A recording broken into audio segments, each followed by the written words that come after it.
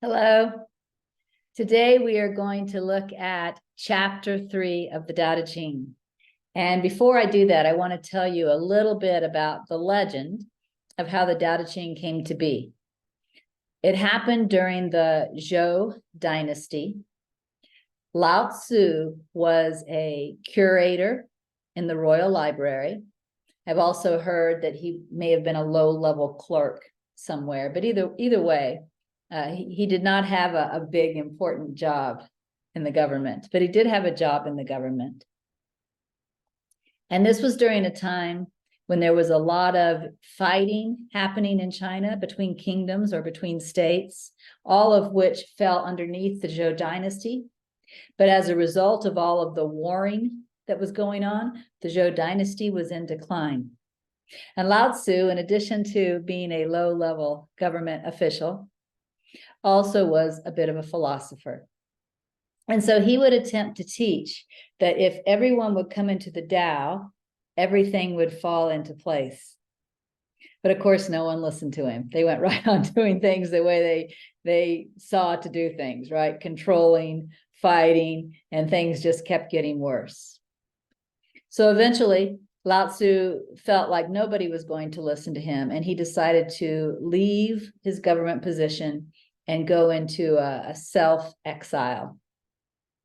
As he was leaving one of the city gates, the gatekeeper recognized him and stopped him and asked him before he left if he would please write down his wisdom, which Lao Tzu did and then gave it to him. And that is our Tao Te Ching, right? So the reason the story is important is because it tells us who the audience is. The audience are these governmental officials and officers, and maybe even indirectly the emperor himself. And when we look at chapter 3, it really begins speaking directly to that audience. What we saw in chapter 1 and chapter 2 was that Lao Tzu explained to us that all there is the Tao. But when we begin naming, defining, we begin to divide things up into opposites, like good and bad, beautiful and ugly, desired and undesired, and that this causes all kinds of problems, right? So at the beginning of chapter 3, Lao Tzu is giving specific examples to his audience of how you are causing your own problems. Let's look at the beginning part of chapter 3. He says, if you do not praise some individuals as better, you will not provoke unhealthy competition among people.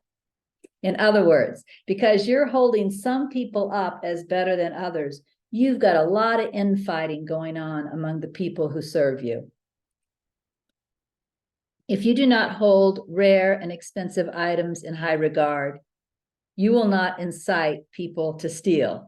In other words, the reason you have all this problem with all of these thieves is because you have said that jade is important. You have said this handcrafted vase, this pottery is important. You have said these paintings are important, and now everybody else wants them too.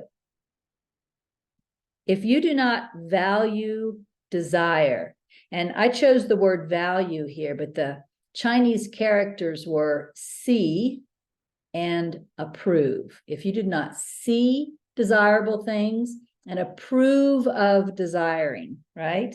If you do not value desire, you will not influence people to be confused in their hearts. They won't have all of these desires and all of this self-will that is causing you all kinds of problems.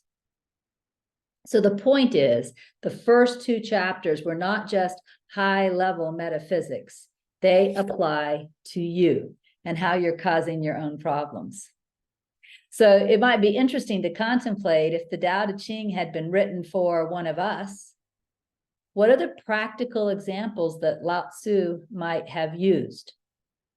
For example, right now I'm in this really beautiful, beautiful, peaceful place in Sedona. I have 4 acres of orchard and vineyard and river all to myself.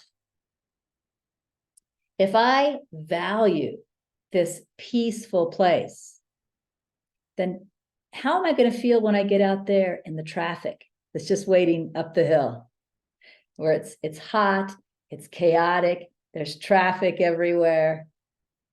You see, if I value this, then when I get up there, I may be frustrated, I may be stressful.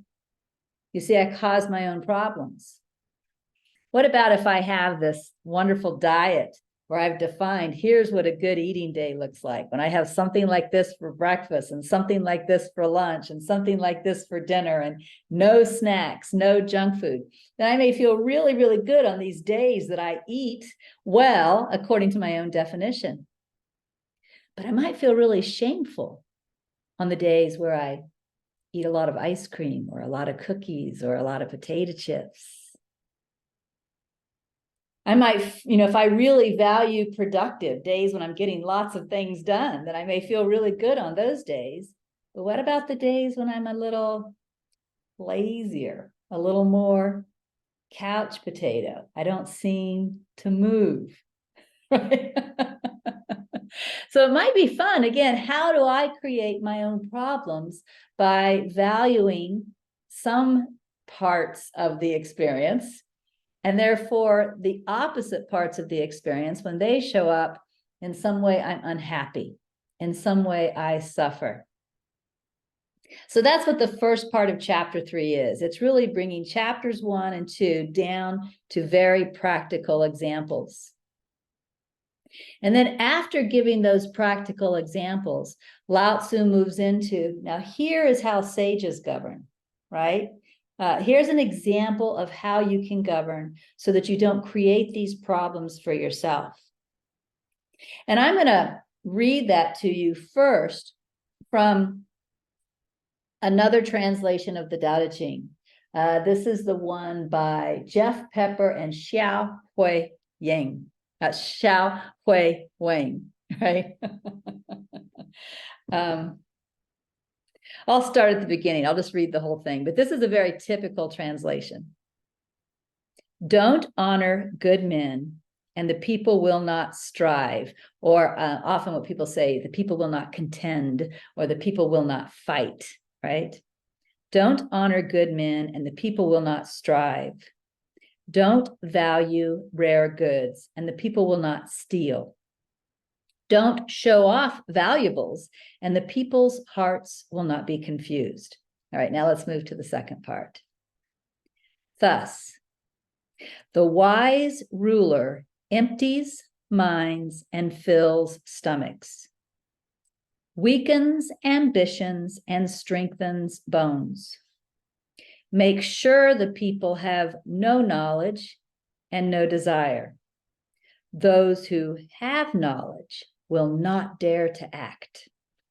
Do without doing, and all will be peaceful. So this is a fairly typical translation. Sometimes it ends more like do without doing, and everything will fall into place, right? But it's a very typical translation. I translated it differently. So we're going to look at that. We're going to look at those Chinese characters. At first, I have a little story to tell you. Although the thought had certainly crossed my mind and people were aware that I might enjoy someday translating the Tao Te Ching. I didn't have any actual plan to do that. It was more just a thought back here somewhere that someday that might be fun to do. In Awakening Together, the two current leaders of Awakening Together, Jacqueline Eckert and Rhoda Macklid, were teaching and contemplating the Tao Te Ching so that they could lead Awakening Together according to the principles of the Tao. And I was listening to a video recording, actually not a video, just a recording, when they were looking at chapter 3. And they were reading, I believe, from the Derek Lin translation at the time, which I don't have with me here. But they were reading this part right here. It went something like this, also from the Derek Lin translation. The wise ruler empties minds and fills stomachs, weakens ambitions and strengthens bones. And I didn't see anything wrong with that. What I heard is, they take care of the people, right? They make sure they're fed, they make sure they have what they need. I didn't have any problem with that. But even though I didn't have any problem with that translation, and again, it's very, very common, almost every translation translates that way. As I walked away, it kind of gnawed at me. Remember, I told you last week that when I was reading part of chapter 2, where it says something like front and back follow each other, that I walked away from that and it kind of gnawed at me. Well, this actually happened even before, because I wasn't yet translating the Tao Te Ching, but it just kind of gnawed at me. And I didn't really think about it. I wasn't walking around thinking about it for the next 3 days, but somehow it was there gnawing at me, even though I wasn't thinking about it. And then I heard another friend teaching on Wednesday. Her name is Anne Blanchard. And Anne was teaching something about some emotion she was experiencing, some emotion that we would typically call a negative emotion. And I don't really remember what emotion she was talking about at the time. But she said something like, I could feel it in my bones. And when she said, I could feel it in my bones, something happened to me. That little gnawing feeling about this translation. The wise ruler empties minds and fills stomachs, weakens ambitions and strengthens bones.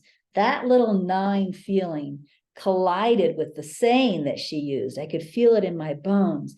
And oh my God, I mean, there was like an explosion. And the explosion was I call it the Tao energy. The energy just came into me to translate the Tao Te Ching. I didn't have any answers for what this might say, other than what it does say in chapter 3. But somehow I knew, I couldn't even have worded it this way at the time. Somehow I knew that there were symbols being used in the Tao that could be interpreted in order to bring clarity. And I couldn't even have told you that. I couldn't even have told you that. Nor did I start translating the Tao in order to make those symbols more clear. I didn't have any purpose when I started translating the Tao other than what I told you, which, this energy came over me to start translating, and boy, that energy just held on to me, and I was translating like crazy. But, I wanted to be genuine, authentic, true to the Chinese text, and I wanted to communicate to a modern English-speaking audience. And a part of what came out of that was I started interpreting some of these symbols. So because I interpreted some of these symbols, this is a part of why my chapter 3 is different. But it's not the only reason. Another reason my chapter 3 is different is because when I saw the Chinese characters, I saw something in them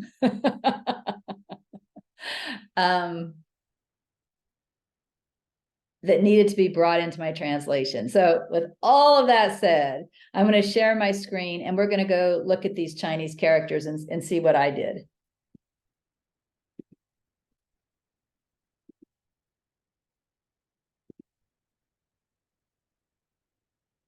So this is the part of chapter 3 that we're talking about.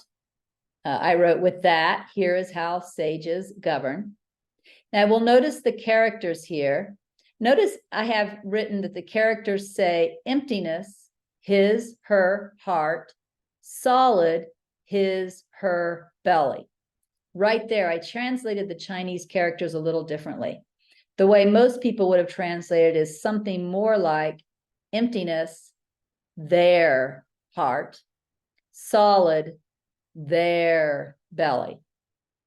And that's why they say things like, the wise ruler empties minds and fills stomachs, empties the people's minds, fills the people's stomachs. But notice I didn't translate this as they. And why? Was Regina just doing whatever the heck she wanted to do? Of course not. How could I have integrity? We're looking at this Chinese character right here. I'm going to show you what that Chinese character looks like in the dictionary. This is the same character.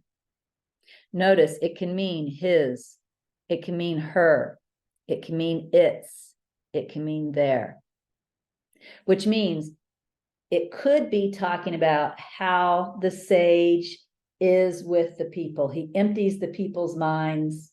He fills the people's bellies. He weakens their self-will. He strengthens their bones. But as I was looking at this, I thought, if my audience is a bunch of officers and officials who are really quite egotistical in the way they think, am I going to tell them, here's what you need to do? You need to make sure those people have no desires. You need to empty out their minds. You need to weaken their self-will. You just feed them, make sure they get lots of exercise. That's it. I don't know if that would work, because I think what those people would hear is, then we have these strong, healthy people who can fight our wars for us, right? Who can build our cities for us. It just didn't feel like it would work. So what if,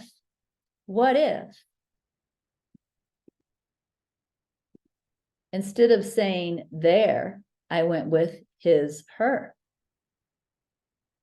Well, if I go with his, her, meaning the sage himself or the sage herself, back then most likely himself, then what sages do is they empty their own hearts of desires. And they remain solid in gut instinct, right? This is how you lead in accord with the Tao, right? I just showed you how having these desires and valuing some things is creating your problems. If you empty your heart of desires and instead pay attention to that gut instinct, that intuition, you're going to be much better off. If you weaken your own self-will, not the people's, yours, and then become strong in this deeply established faith that you can feel in your bones, this knowing that the Tao is everything, and this deeply established faith, things are going to work out for you. So here's how I translated that first part. With that said, here is how sages govern. They empty their hearts of desires and remain solid in gut instinct. They weaken their self-will and remain strong in deeply established faith. Now here, notice I shifted to, they encourage people to realize they do not know. Why didn't I just leave it that sages realize they do not know? Because the Chinese characters changed. Here we were dealing with this particular character, which could be his, her, its, or their. But here we're dealing with this character. Let's go look at what that character means.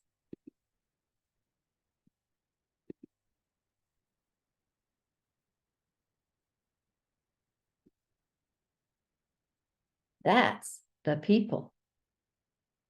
So here we're clearly talking about how sages lead the people. Here, the character for the people wasn't used, but here the character for the people is. So sages encourage people to realize they do not know, or as this says, always enable people ignorance and not to have desire. They encourage people to realize they do not know.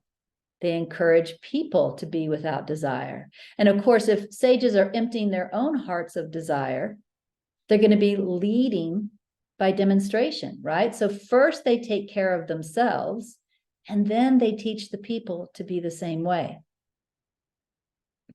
This next line said, use, employ, man, knowledge. In this case, the word man could mean person. Use, employ, man, knowledge, know, dare to do, too. Well, if we look at this first character, which I translated here as use, employ, let's just look at what else that character means.